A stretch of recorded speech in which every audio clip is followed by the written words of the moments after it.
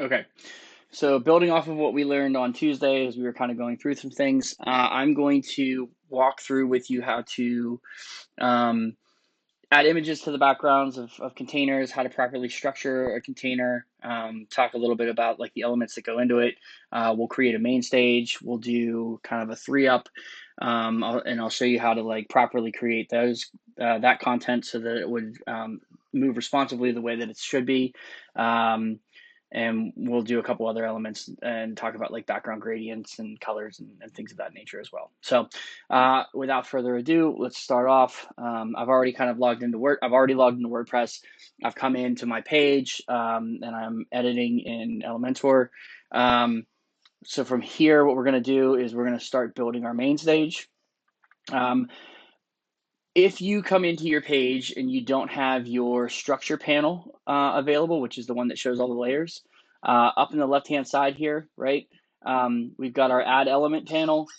This is site settings. You may or may not see this. I can't remember if actually editor will be able to see this, but if you can't, don't worry about it. You will see this one, which is like a little layer icon. You can click that and that'll bring up your structure panel, which is going to show you all the different layers that you have.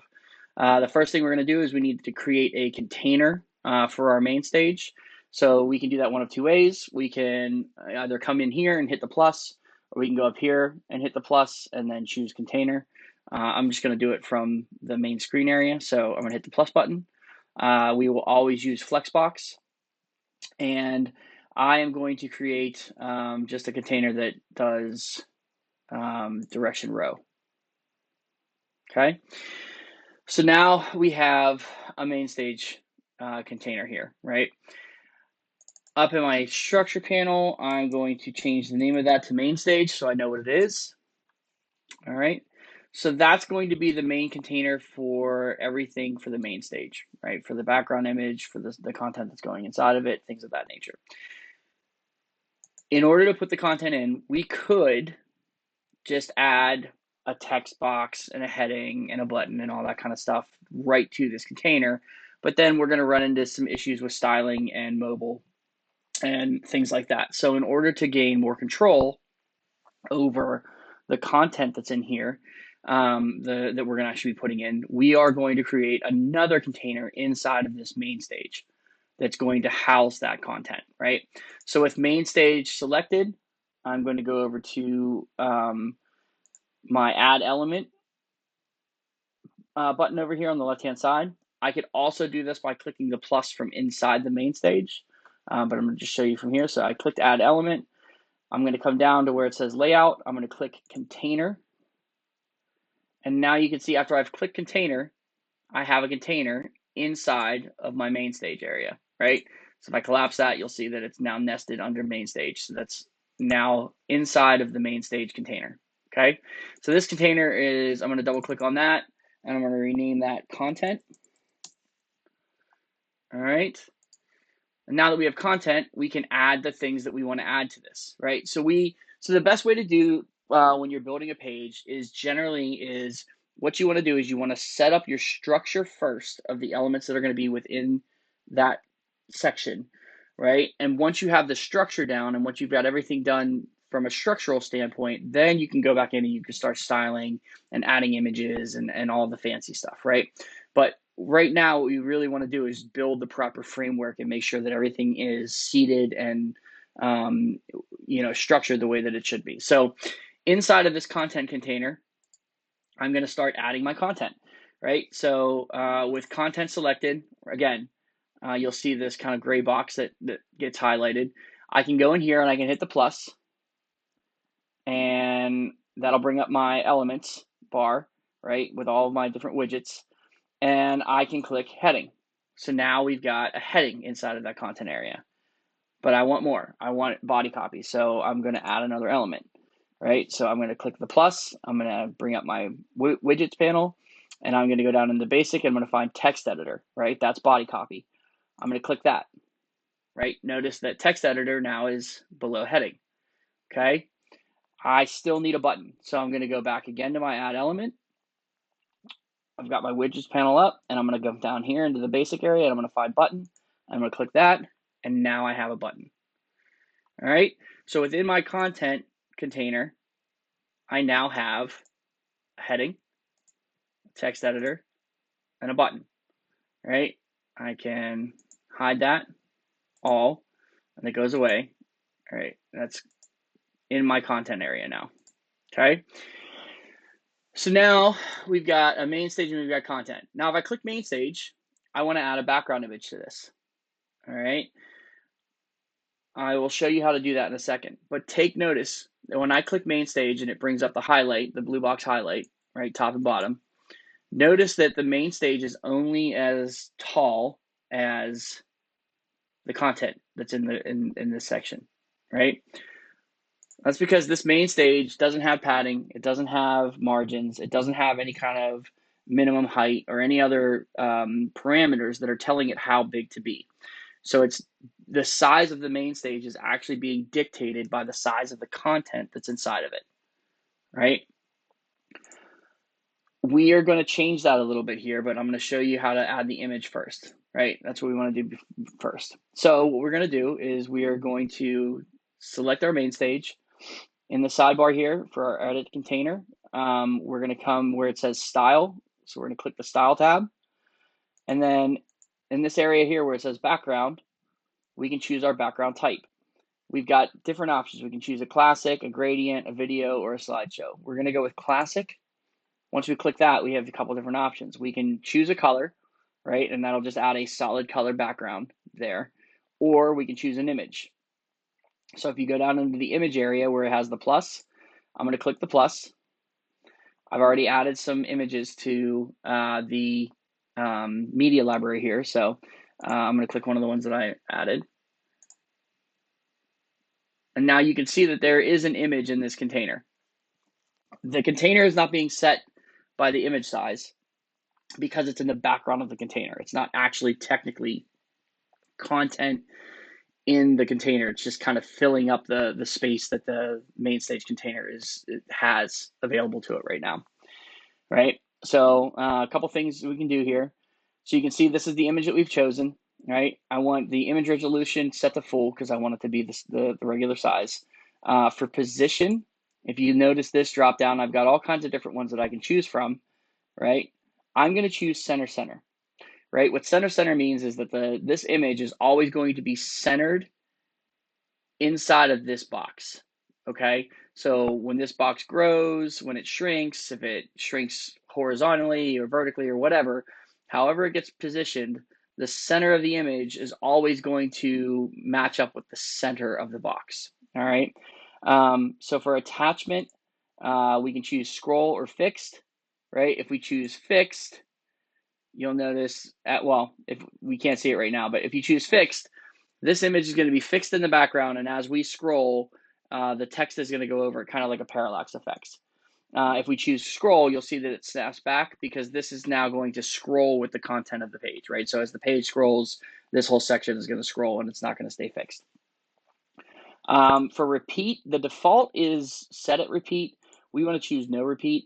All no repeat means is if this image gets smaller, it's not going to continuously repeat to fill the space of the container that it's in.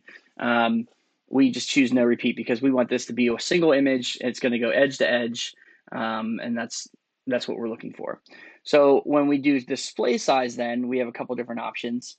We can do contain, and what contain means is that this image is going to shrink down to the vertical height of the container that it's in, right? So then it's going to be contained vertically within that container.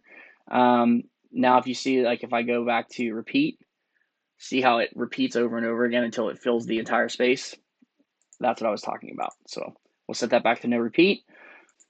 Instead of contain, because I want this to span edge to edge in my browser window, I'm going to choose cover. All right.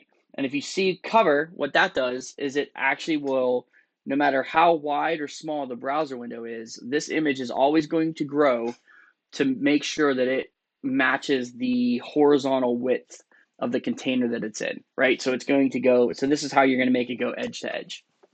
All right. So now that that's done, we can do a couple other things with this main stage area. So notice again, it's still vertically pretty thin, right? This content that we have in here is pretty smashed. So we want to give this content some breathing room, but we also want to make sure that we can see the image, right? We can do that a couple different ways. We can set padding inside of the main stage, right? And that'll make sure that this content moves around and positions where it should be. Or we can set a min height, right? So let's just say I want this content area to always be 500 pixels tall, right? No matter what. If it is on phone, tablet, whatever, it's always going to be 500 pixels tall. So what I'm going to do is I'm going to come down here where it says, I'm going to choose the layout tab, and then where it says min height, I can grab the slider and start moving it around. And if you notice, right, the container starts to grow. So the height of this container is always at the very minimum going to be 500 pixels tall. All right. And then if you notice, our image stays centered appropriately within there because we had chosen that center positioning, right? I'll demonstrate to you what we can do. So if we went back to the style tab and came down to where the image is now, if I choose position, and now if I do top center, right, you'll notice that we have some more ability to fine tune kind of how the image displays in this area now, right? Or I can go bottom center, bottom left. Well, it's not gonna, actually, that's not gonna make a difference because it is already spanned. So it's gonna be like top left, top right, bottom center. So most of the change that's gonna happen here is based off of the center areas, right? So we wanna keep it center though, so we can see the majority of the image. All right, so now that we have that kind of set, now we can start messing with our content area. So here's main stage. Now if I click content area, you'll notice that our content area has grown to fill the inside of the main stage area, right? Which is fine because now no matter what, this is always going to kind of go top to bottom of the main stage, and we always know that it's going to be positioned properly. But let's just say that we don't want this to be top left, right? Let's say that we want this content to be vertically centered within this content section, right? The content container. In order to do that, we're going to select content. Yeah. With that selected, we're going to go over to the layout tab, and we're going to come down here, and where it says justify content, we're going to click center. Right? I'll do that again. So it's either start, center, right? We can do end, and that'll align it to the bottom. Your other options are space between. So if you hit space between, it's going to equally space and add an equal amount of space between. So it's going to make sure that this smashes the top, this connects to the bottom, and then this is an equal spacing dead center, right? You can do space around so that there's an equal amount of spacing around each element. And then you can do space evenly so that all of the content and then the spacing between the top and the bottom is spaced out evenly, right? Vertically, that gets a little weird, but horizontally, that tends to come in, come in handy. But we're going to choose center because we want this to be dead center of the content area here. And then the other thing that you can kind of mess with as well is if you mess with direction, right? So by default, it's always going to be kind of set to vertical, which means that everything you add in here is going to stack one underneath the other. Sorry. I always like to just click it and activate it just to make sure, right? So I know what this is. But if we choose row horizontal, you'll notice that my heading, yes, and my text and my button are all now horizontally spaced out throughout the container, right? I am going to choose vertical. Now, if I do column reversed, notice my content reverses. Yeah, because now it's being placed in here from bottom to top, right? So we want to do column vertical. All right, so now we have all this stuff in here. We can actually start to style these individual elements, right? So I'm going to click my heading. I can add whatever text I want in my heading on the left-hand side here. So I'm going to type in, sorry, we'll do life is beautiful to go along with our beautiful background. From here, then you can add a link to this if you wanted to. We can change the HTML tag, right? I'm going to change it to HTML1. Notice that the size has changed on our text, right, based off the H1. If we want to fine tune this further, right, if we want to make more changes to it, with that selected, we can come over to style. We can click into typography and we can change the size of this, right? So let's say I want it to be 64 pixels high, right? And let's say I would like this to be extra bold. We can do that, right? So I'll click out of that. And now let's say I want this to be white or, something like that. So I can come down to text color. I can click my block there and I can change the color on my text, right? And then the same thing goes for this, right? So I can add whatever text. Anytime you put a text editor box in, it's automatically going to add lorem ipsum by default. And we can go in here and we have kind of a WYSIWYG editor. They call it WYSIWYG. What you see is what you get. It's kind of similar to, like a Word or something like that as far as the things you can do. You can choose bulleted lists, you can bold, italic, underline, that kind of stuff, really basic things. You can add links. And then there's like a toolbar toggle as well. You can also change kind of what the font is, right, based off of this drop down. So if it's just regular paragraph, we're going to go with paragraph, but let's just say this is like a heading 3 or something like that we wanted to do, we could do that as well. So we'll keep that with regular paragraph. And then we can style this as well, just like we did with the other one. I'm not really going to mess with actually I will. So I can style this. I'll change the size a little bit so that it's, we'll say 18, right? And then I want the weight to be semi-bold, right? So it shows up a little bit better. And then outside of that, I'm going to choose text color and we'll make that white as well. Okay. All right. And then the button works the same way, right? With the styling, I'll just click in to show you. I'm not going to go through it, but I will show you how that works. So our button content, we have what type of button it is. Default is generally fine unless you've set up different types of buttons. The text, right? We can edit our text here. So we can change this to learn more. Whatever our link is for an external link, we can add here. If it's an internal link, it comes through a couple of different steps. We don't really need to use that right now, though, so that's not as important. And then if we want to change the style of the button, we can do that as well. So we can change typography. Again, same kind of way that we did the other two. We can add text shadow if we want. We can create a normal state and a hover state. So let's just say we want to change the color, right, of the text. We've got the color of the button. So let's change the color of the button, right, with our color slider. We can choose kind of what color we want to use, right? And that'll be our up state. And then for our hover state, we can actually choose if we want to make that background a different color. We can go in here and we can change it,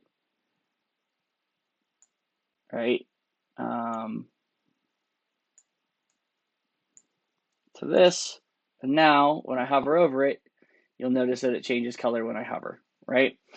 So that's how we do that.